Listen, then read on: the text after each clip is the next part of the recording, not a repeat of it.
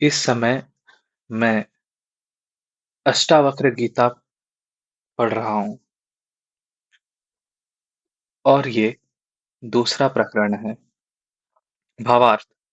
जनक जी कहते हैं कि जैसे वायु चलने से समुद्र में बड़े छोटे अनेक प्रकार के तरंग उत्पन्न होते हैं और वायु के स्थित होने से वे तरंग लय हो जाते हैं, वैसे आत्मा रूपी महान समुद्र में चित्त रूपी वायु के वेग से अनेक ब्रह्मांड रूपी तरंग उत्पन्न होते हैं और चित्त के शांत होने से वे लय हो जाते हैं।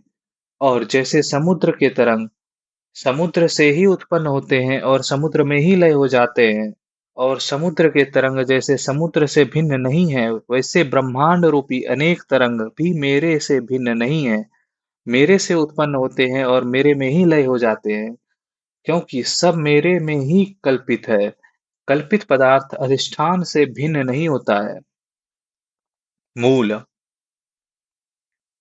जनक जी कहते हैं कि मुझ अनंत महान में जब संकल्प विकल्पात्मक मन रूपी वायु शांत हो जाता है, अर्थात जब मन संकल्पादिकों से रहित होता है, तब जीव रूपी व्यापारी की शरीर रूपी नौका प्रारब्ध कर्म रूपी नदी के क्षय होने पर नाश हो जाता है।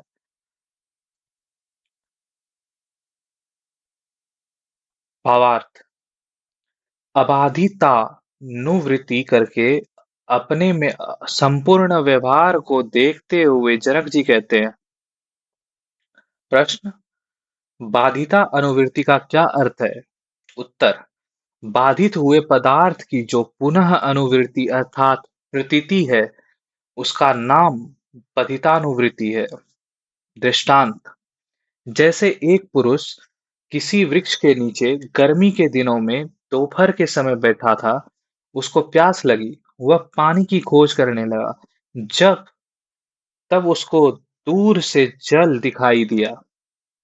वह उस जल के पीने के वास्ते जब गया, तब उसको जल ना मिला, क्योंकि रेत में जो सूर्य की किरणें पड़ती थीं, वे ही दूर से जल रूप होकर दिखाई पड़ती थी।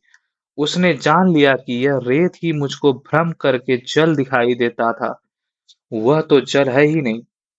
तब वह लौट करके उसी वृक्ष के नीचे आकर बैठ गया, और फिर उसको वही रेता किरण के संबंध से चमकता हुआ जल रूप में दिखाई देने लगा। परंतु वह पुरुष जल की इच्छा करके वहां ना गया, क्योंकि उसको निश्चय हो गया कि यह जल नहीं है। दुरत्व दोष से और किरण के संबंध से मुझको जल दिखाई देता है। पुरुष के यथार्थ ज्ञान करके बाधित हुए पर भी जल ज्ञान की जो पुनः अनुवृत्ति अर्थात प्रतीति है, उसी का नाम बाधिता अनुवृत्ति है।